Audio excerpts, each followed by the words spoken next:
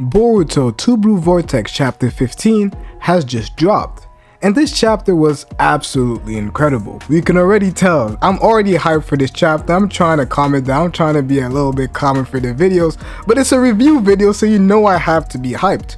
But in general, I love these sort of chapters where we have more talking, we see things happening. I love fights in Boruto 2 Blue Vortex, but there's just something about those maybe slower paced chapters where we get more information, a flashback. I just like information based chapters. Those are my personal favorite chapters, and let me know in the comment section below if you prefer the fighting chapters, obviously like chapters like chapter 66, one of the best chapters that have come out. But these sort of chapters, we have slow talking here and there, we figure out information that is coming out, we have villains that are making their moves. These are some of my favorite chapters too.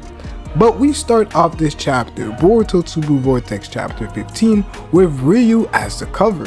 And this cover is absolutely amazing. At first, I had my doubts because of the quality that I got from Twitter, but after seeing the HD version, I personally feel like this cover is amazing. We have Ryu, the clone of Shinki, who has this sort of black sandish background. I really like what we see, and just from this picture and some of the panels that we see of Ryu, he is quite tall. I believe he should be taller than most of the members in the Shinju group, and I really like what we see. This cover went from an 8.5 to me to like a 9.5, almost 10. This is definitely up there as one of the best covers that have come out in my personal opinion.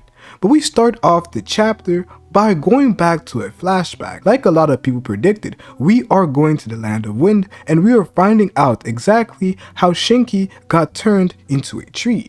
And it all starts with a Shinki and his members of the group, the people who are fighting alongside Shinki. We see them trapped in this sand cocoon, in this sand sort of bubble with their heads that are pointing out. We have a Shinki who says, "What is the meaning of this, father?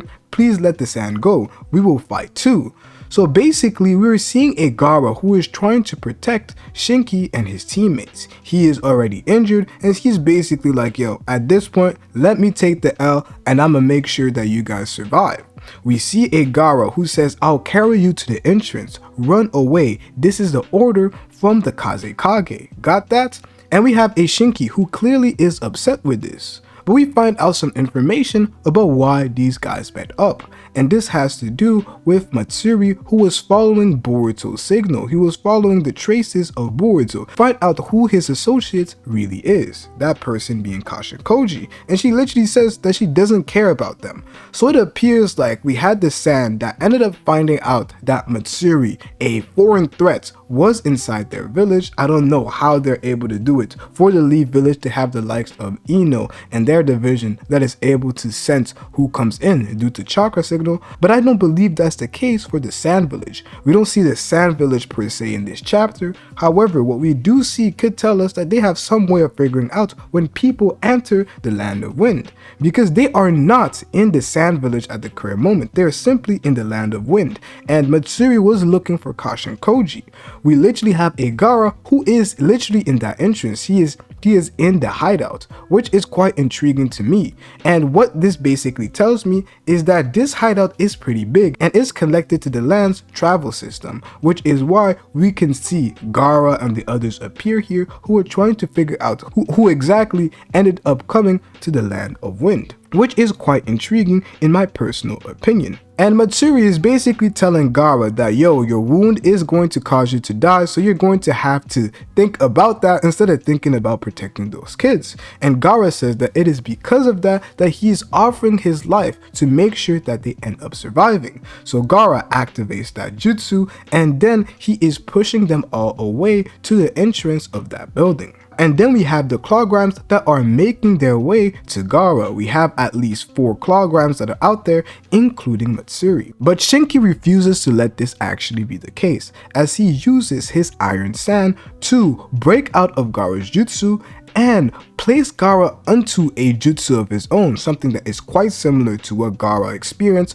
but this time his whole body is covered without his head that is sticking out. A Clawgram was trying to bite him, but Shinki prevented that from happening. And one thing that we do know right now is that the Clawgrams, if they continue to bite random people, they will turn those people into Shinju, which is also quite intriguing to me, as this is not the end of the creation of more Shinju. It wasn't Matsuru's intention to come out here and scout for new potential, however, this ended up being the case. At first it appeared like it would be Gaara, but due to Shinki's sacrifice, it is no longer Gaara that's going to be bitten, but him himself.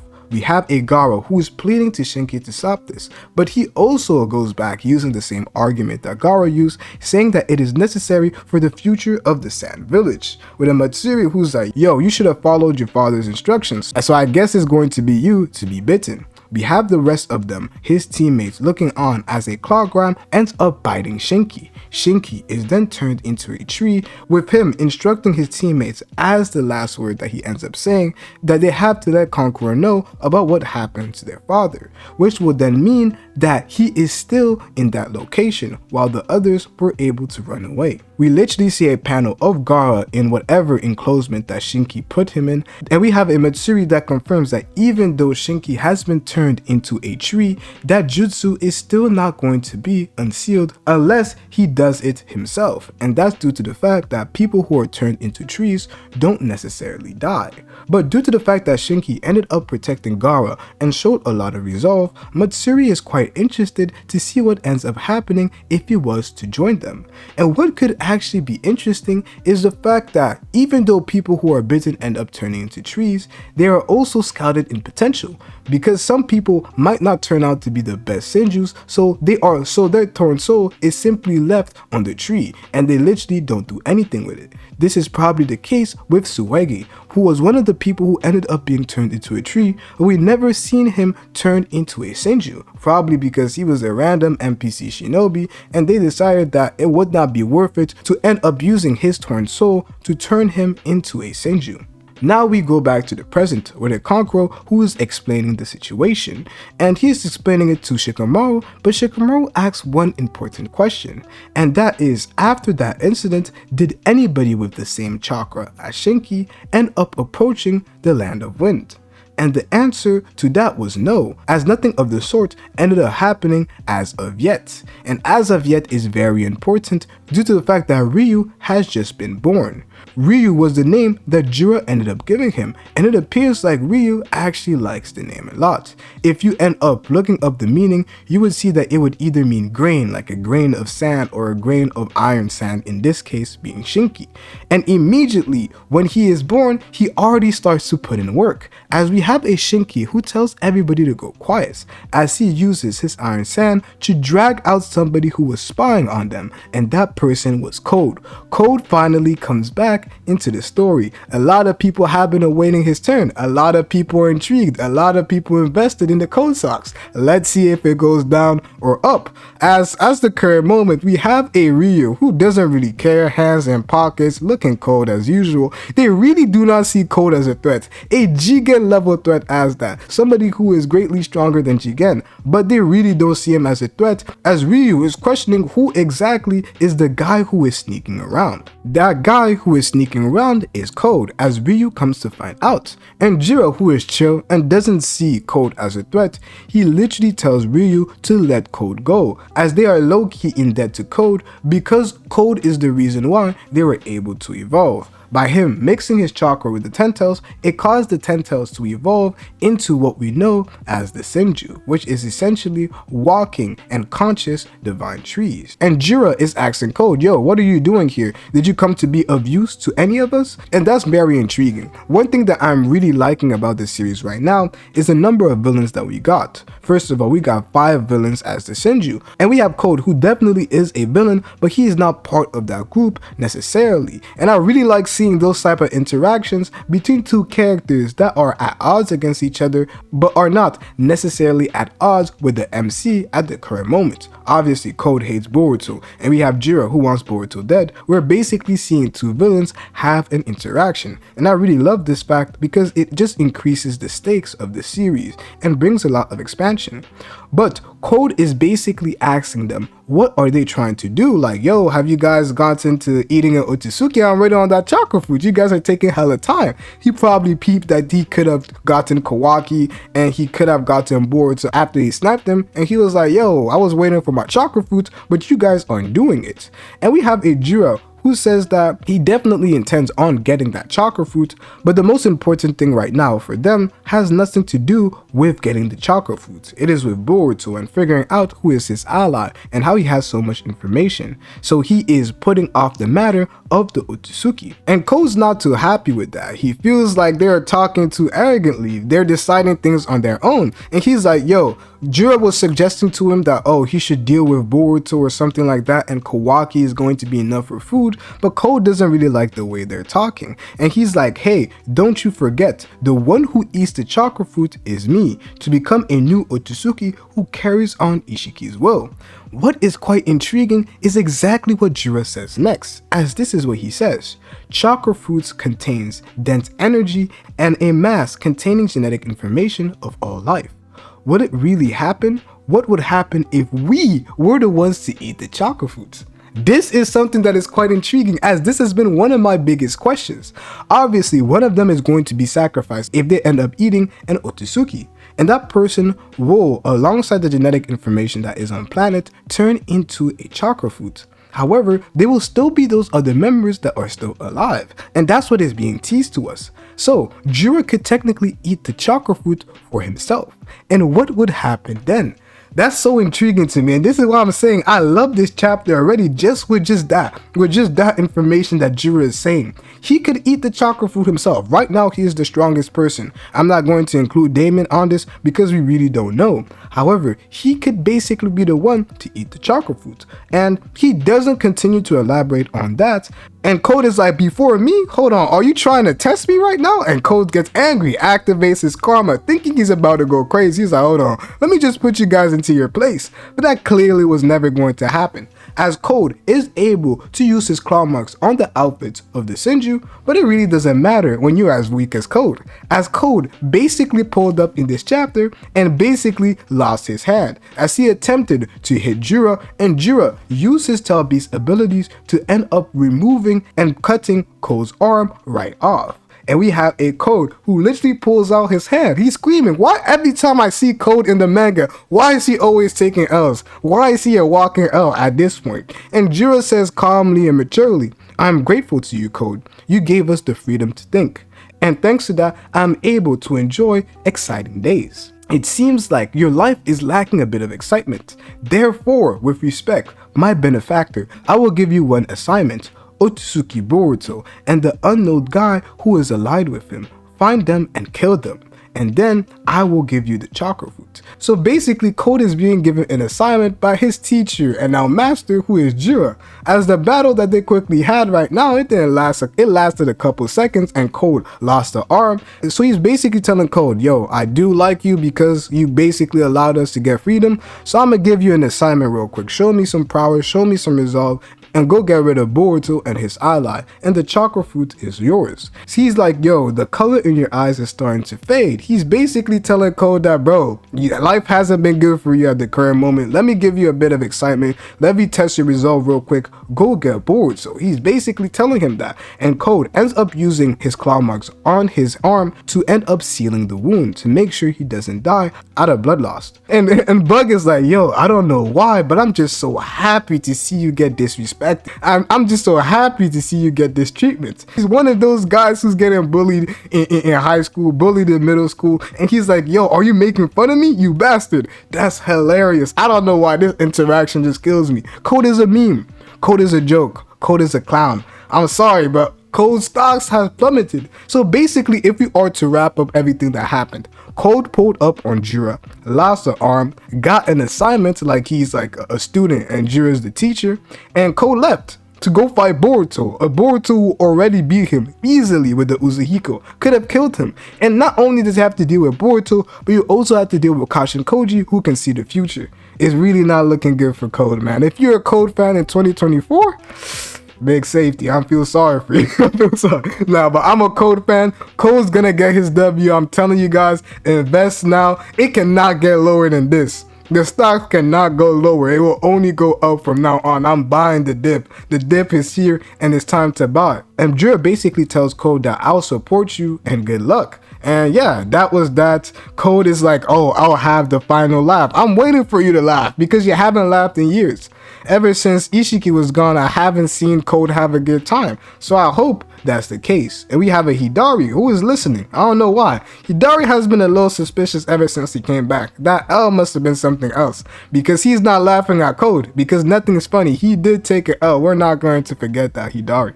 But continuing on, Ryu seems to have a problem with Code. Just seeing his face makes him want to kill him. That's hilarious. But what Jura is telling Ryu to focus on is to follow his instincts, and then the target that he should devour will be made clear to him. And as he does that, he has already decided. The 5th Kazekage, Gara of the Sand, it is decided. That is my target. And that's exactly what I've been saying in past videos. It was clear that it wasn't going to be Boruto, it wasn't going to be Mitsuki. The clear target is going to be Gara, the person that Ryu loved the most. We have already seen this pattern being shown to us over and over again, so this makes perfect sense. Boruto is literally chilling on the Hokage statue, and if you peep, this is kind of similar to the scene of the time skip where we had a Boruto who is sitting down or crouching and a Kawaki who is coming to him by the side. This is so intriguing. We know Ikimoto is just teasing us. I know he's teasing us with everything that happened before with Boruto in the time skip in that flashback scene. I'm just waiting for the day it comes out. It will be groundbreaking. I just can't wait till it comes out in the manga. You might hear me actually scream when I have the chapter review. I'll just give you guys my first initial take. However, this conversation is very important as we learn a lot. We have a Kawaki who says that Ida is probably watching this entire conversation, and we have a Boruto who's like, yo, you're not in the mood to attack me? But Kawaki doesn't answer that question, but instead asks Boruto, yo, why didn't you snitch on me? You had the opportunity to snitch on me to the Hokages when you were being tortured, but you didn't do so. And Boruto's like, it would have brought nothing good. It wouldn't have been for the greater good if he ended up doing that. It would just cause more chaos and confusion. So he didn't want to do that.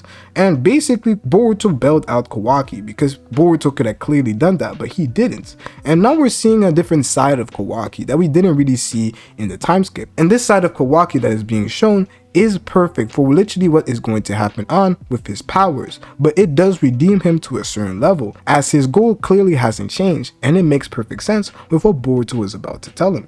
But Boruto literally tells Kawaki that he really is unfazed with the fact that a lot of people hate him because of the strength and the resolve that he had after training with his master Sasuke. He was able to take on this mantle, being hated by the entire village, but while still protecting it from the shadows. This is truly the Shadow Hokage. And we have a Kawaki who ends up posing the intriguing question. It's been hinted towards throughout the time skip, but what exactly happened to Momoshiki? And Kawaki asks Boruto what exactly happened between him and Momoshiki, because he still sees that Boruto cannot control the karma. And this is where Boruto drops some intriguing information. He says that it was about 2 years ago when he faced off against Code. He used his karma for the first time since he had left the village, and it was then that he felt like he was being taken over by Momoshiki, something very close to that. And he says that he hasn't used the karma ever since, but when he did, it felt like he stopped being himself. It felt like he was dying and he was losing consciousness. And Kawaki's like, yo, what do you mean? And Boruto's like, I don't know. For the past 3 years, he has been completely silent. It is possible that karma activation is the trigger to bring him out.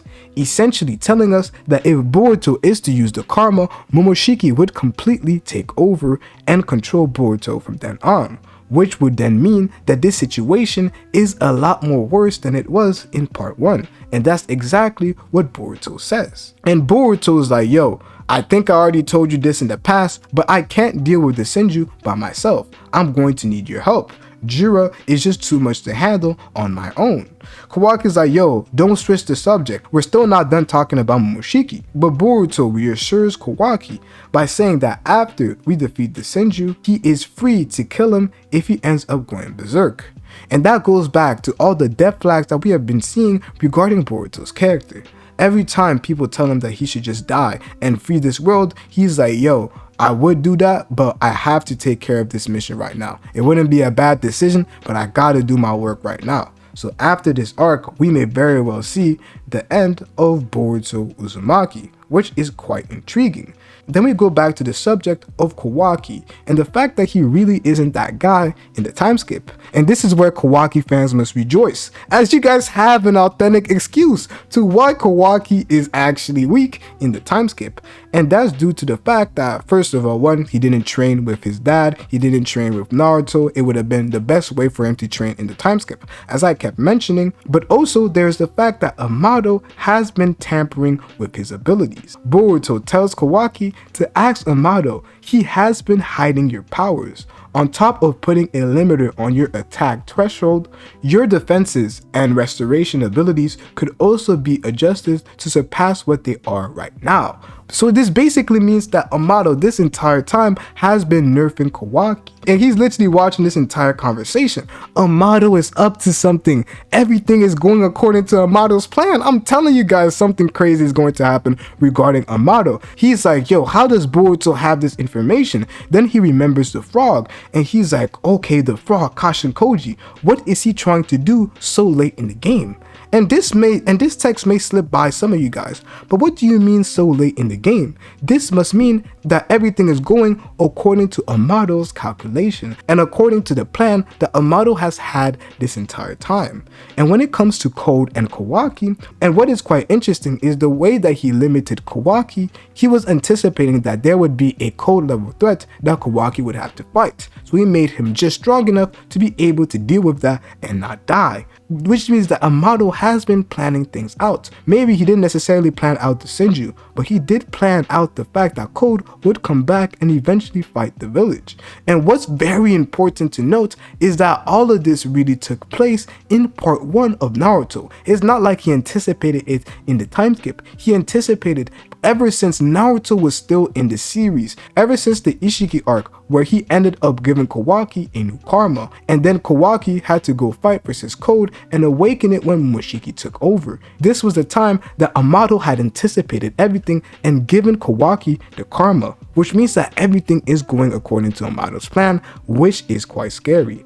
And Amado clearly is not happy with that. And Boruto's like, yo, if you think I'm lying, go ask Amado yourself. And that is very intriguing. But Kawaki says the correct thing right here. He says that his way of thinking hasn't changed. Otsukis are the root of all evil.